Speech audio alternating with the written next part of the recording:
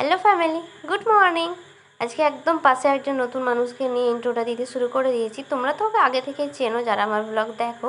আমার মুখটার অবস্থা দেখো, এত ঘুমিয়েছি আমি। আর এখন ঘড়িতে ওই 8টার মতো বাজে, সবে মাত্র উঠে ফ্রেশ হয়ে এলাম। ভাবলাম যে আজকে ব্লগটা শুরু করি, কেননা আমার আর একদিন পর থেকে এক্সাম শুরু হচ্ছে, সেই জন্য ভাবলাম যে কয়েকদিন তো ভিডিও বানাতে পারবো না, তো আগের দিনই একটা ব্লগ বানিয়ে রাখি। সায়নকে দেখে তো তোমরা বুঝতেই পারলে যে দিদি এসেছে বাড়িতে, সেজন্য বাড়িতে বেশ একটু খুশি খুশি ব্যাপার।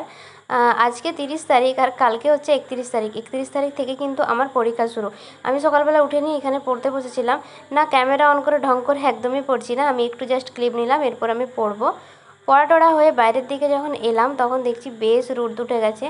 পরীক্ষার কারণে কোনো কাজটি আমি শান্তি মতো করতে পারছি না। এই যেমন দিদি এসেছে সেইটুকু আনন্দ আমি শান্তি মতো করতে পারছি না। কালকে পরীক্ষা, হাতে শুধু আজকের দিনটাই বাকি। আর আমি উঠে বাইরে বেরিয়ে দেখছি আমাদের বাড়ি মাসিদের বাড়ি দুটো তারে কাঁথা একদম ভর্তি, পুচকুর কাঁথাতে চারিদিক ভর্তি। আর দিদি আজকে সকালবেলা এগুলো কাছাকাছি করেছে। তো দুটো বাড়ি দুটো দিক, মানে তোমরা দেখো, দেখলে যেমন ধোপা ধোপা বাড়ি লাগছে, সবসময় আমাদের বাড়িতে এইরকমই অবস্থা। যে আসবে সেই বুঝতে পারবে যে বাচ্চা আছে বাড়িতে। পুচকুর নানা রং বেরঙের কাঁথা ভর্তি। আর দাদা এখানে রেডি হয়ে বেরিয়েছে, কারণ দাদা যাবে একটু মামা বাড়ি। এবার তোমরা এই পেয়ারাগুলো দেখো, দিদি কালকে এনেছে দিদিদের বাগানের পেয়ারা, এত বড়, আমি তো ক্যামেরাতে ভালো করে বোঝাও যাচ্ছে না যে কতটা বড়, মানে ভীষণ। এক একটা 600-700 করে ওয়েট আছে পেয়ারাগুলোর। খেতেও বেশ টেস্টি। তারপর আমরা পেয়ারা মাখা খাচ্ছিলাম একটু, দিদি অনেকগুলো পেয়ারা নিয়ে এসেছে, বেশ ভালো লাগলো খেতে। আর দেখো, এটাকে কি তোমরা চিনতে পারছো? এটাকে, এটা হচ্ছে মেঘ, যার ষষ্ঠী পুজোর ভিডিও কিন্তু আমি রিসেন্টলি দিয়েছিলাম।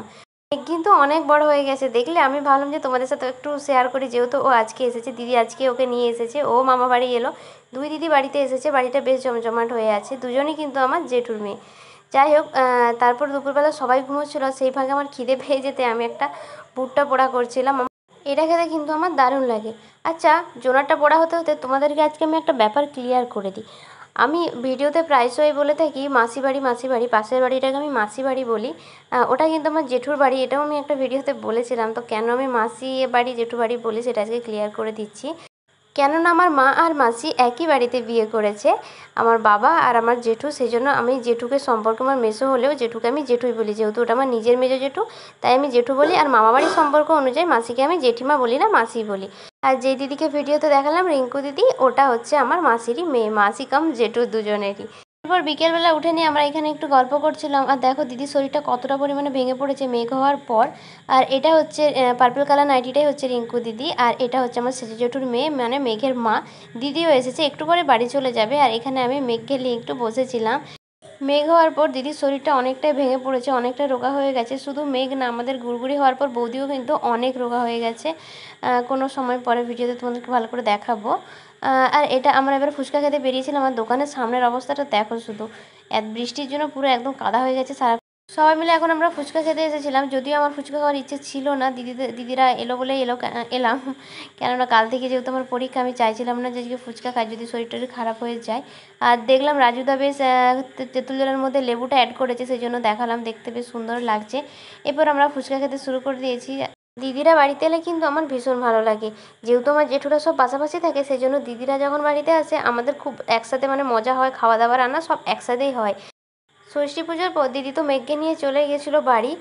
আজকেই সকালের দিকে এসেছে, আর বিকেলের দিকে ফুচকা টুচকা খেয়ে বাড়ি চলে যাবে। ওদের বাড়ি বেশি দূরে না, ওরা ভাড়াতে থাকে, এখানে যাইবো কাজ করে, সেই জন্য বাড়ি ভাড়া নিয়ে থাকে। বেশি দূরে না, ওই 15-20 মিনিটের মতো রাস্তা। একটু পরে ওরা বেরিয়ে চলে যাবে। আর বলতে বলতে যাওয়ার সময়ও হয়ে গেল, আর ওরা বেরিয়েও গেছে। বেশি দেরি করেনি, যেহেতু মেঘ একদমই ছোট এখন, ওই জন্য ওরা বেরিয়ে গেল। দিদি তো চলেই গেল। মনটা এবার বেশি খারাপ হয়নি, কেননা রিঙ্কু দিদি এখনও বাড়িতে আছে, ওই জন্য একটু ভালো লাগছে। আর এটা ছিল 31 তারিখ বিকেলবেলার ব্লগ। রিঙ্কু দিদিও বাড়ি বেরিয়ে গেছে, আর জেঠু মাঝি এখানে বাগানের কিছু সবজি কেটে দিচ্ছি দিদিকে নিয়ে যাওয়ার জন্য। আমি কিন্তু পরীক্ষা দিয়ে চলে এসেছি, পরীক্ষা আমার বেশ ভালো হয়েছে। আর এটা হচ্ছে একদম বিকেলবেলার ব্লগটা। দিদি যা চলে যাচ্ছে বাড়ি, সবার মন খারাপ। আর সায়ন এদিকে একদম মুখ বেজার করে বসে আছে, ওরও মন খারাপ। মামা বাড়ি থেকে চলে গেলে কি আর কারো ভালো লাগে? ওরও কালকে পরীক্ষা, সেই জন্যই চলে যাবে। এমনিতেও দিদি যাইবো, দুজনেরই দোকান বন্ধ হচ্ছে। সবার মোটামুটি মন খারাপ, কারণ দিদি চলে যাচ্ছে। একদিন ছিল, বেশ ভালোই কাটলো। প্রতিবারই দিদি যাওয়ার সময় ভীষণ মন খারাপ হয়ে যায়। যদিও আমার পরীক্ষা শেষ হয়ে গেলে আমি দিদির বাড়ি যাব, সেরকমই এখনও অবধি প্ল্যান আছে। এবার দেখা যাক কী হয়। যাই হোক, দিদি এবারে একদম রাস্তার দিকে চলে এসেছে। আর এবারে ঠাকুর তো কান্নাকাটি শুরু হয়ে গেছে। আমরা মানে যে দিদি যাক না কেন, ঠাকুর কান্নাকাটি শুরু করে দেয়। দিদি একটু সন্ধ্যে সন্ধ্যে করে বেরোলো, ট্রেনে এক্ষুনি পৌঁছে যাবে, 10-15 মিনিটের মতো লাগবে। আমার যেখানে কলেজ ওইখানে দিদির বাড়ি সামনে। দাদা দিদিকে স্টেশন অবধি দিতে গেল, যাইবও আছে। যেহেতু ওরা এবার বাইক নিয়ে আসে, ট্রেনে চলে এসেছে, সেই জন্য কাউকে তো পৌঁছাতে যেতেই হতো। দাদা দোকান খুলতে যাচ্ছিলো, তাই দিদিকে নিয়েই চলে গেল। এরপর সন্ধ্যাবেলা দিদি চলে গেছে, আমার ভীষণ মনটা খারাপ লাগছিলো, কারণ দিদি আমার কাছে শুতো। এরপর আমি একটু র চা আর বিস্কিট নিয়ে বসে পড়েছি। র চা মানে ভেবেই কেমন লাগছে আমার, যেহেতু এখন পরীক্ষা চলছে, আমি উল্টোপাল্টা কিছু খাচ্ছি না, দুধ চাও খাচ্ছি না, সেই জন্য র চা আর একটু বিস্কুট খাচ্ছি। আমি আপাতত খাওয়া দাওয়া করি, আর তোমরা ভিডিওটি দেখে চ্যানেলটি সাবস্ক্রাইব করে দাও। আজকের ব্লগটা এখানেই শেষ করছি, দেখা হচ্ছে পরের কোনো ব্লগে। আজকের মতো টাটা।